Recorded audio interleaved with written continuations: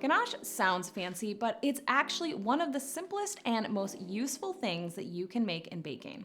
And the best part is it's only two ingredients, chocolate and cream.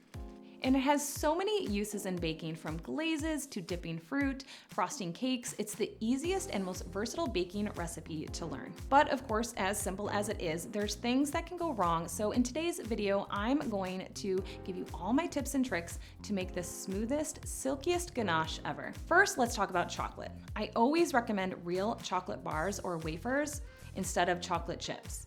Chocolate chips are designed to hold their shape, so they don't melt as smoothly and can make ganache grainy or broken. Now, if you do use chips, use a really good brand. Ghirardelli or Guitar are two I use and trust. Different chocolates behave differently, and this affects your ratios. Semi-sweet chocolate is the most forgiving and my personal favorite. It works beautifully with a classic ratio of 1:1, equal parts chocolate and cream. I like to use 4 ounces chocolate and 4 ounces or half a cup of heavy cream. You can also use a darker chocolate, like a bittersweet chocolate, if you want a less sweet ganache. Milk chocolate and white chocolate have more sugar and less cocoa, so they need less cream or the ganache will be too loose. So you'll need more chocolate to cream for the same consistency. For milk chocolate, I like to use a 2:1 ratio of chocolate to cream. So 4 ounces milk chocolate, 2 ounces cream. And for white chocolate, use a 3:1 ratio of chocolate to cream. So 6 ounces chocolate, 2 ounces cream.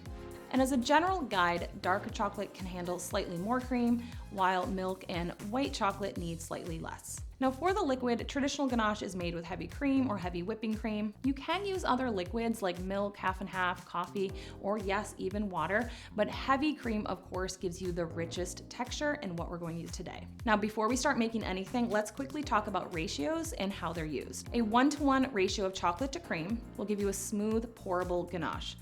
That's perfect for drips and glazes. It will thicken as it cools, making it a great frosting for cakes, cheesecakes, and cupcakes. Now that same ganache can also be whipped into a light frosting once it cools.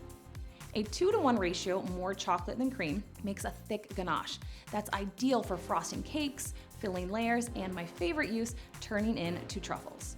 Now a 1:2 ratio, more cream than chocolate, creates a very thin, glossy ganache that's perfect for dipping fruit, chocolate fondue, or thin glaze for cakes and donuts.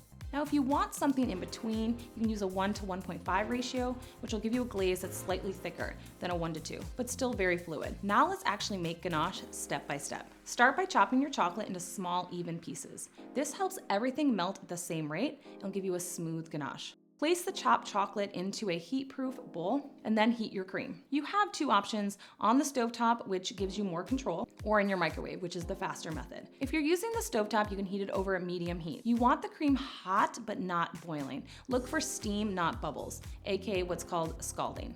You don't want it boiling, as it could boil over, causing a big mess, but it could also get too hot and then burn your chocolate. If you're using your microwave, then just microwave in short bursts, about 30 seconds. Once the cream is hot, you'll pour it directly over the chopped chocolate. At this point, it's fantastic to stir in some flavor variations, such as an extract like vanilla, almond, or peppermint, or try kicking it up a notch with some boozy additions like Chambord or Kahlua. I usually like to add about a tablespoon or so to taste. And now don't stir. Let it sit for 3 to 5 minutes. You just cover the bowl to retain the heat. This resting time allows the heat to gently melt the chocolate without shocking it. Now after the chocolate has melted, you'll stir slowly from the center outward until the ganache comes together and looks smooth. Use a spatula for this step, not a whisk, which can add too much air. Now if it looks broken or grainy at first, just keep stirring. It usually just needs a little more time. While it's warm, it's thin and pourable, which makes it perfect for cake drips and glazes. Now as it cools, it'll thicken naturally.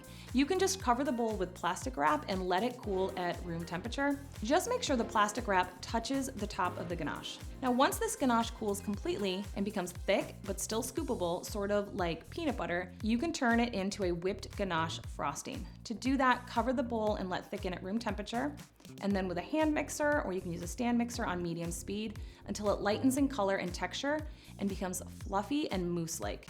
This makes for an amazing alternative to buttercream. Now, one of the uses of ganache is for a drip cake, and for this use, temperature does matter. Your ganache should be cool to the touch, but completely thickened. Drip-ready ganache should slowly fall off a spoon, not run like water, and not plop down in thick blobs. I always recommend testing one drip on the back of a cake before going all the way around. Or try dripping on a cookie sheet or a plate to see how fast it drips. You can apply ganache with a spoon, squeeze bottle, or a piping bag. Use whatever gives you the most control. Now let's talk troubleshooting. What if your ganache breaks? If it does, don't panic.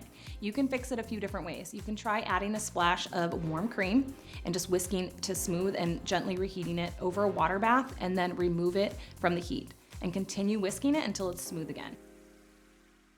A third option is to try stirring in a little bit of butter or coconut oil. Just whisk it until smooth, and voila, your ganache is nice and smooth again. Once you understand chocolate, ratios, and temperature, ganache becomes one of the most versatile tools in your baking toolkit. If you loved this baking recipe and tutorial, be sure to give it a thumbs up and don't forget to hit subscribe so you never miss another video. And if you have any other burning baking questions you want answered, let me know in the comments section. And until next time, happy baking.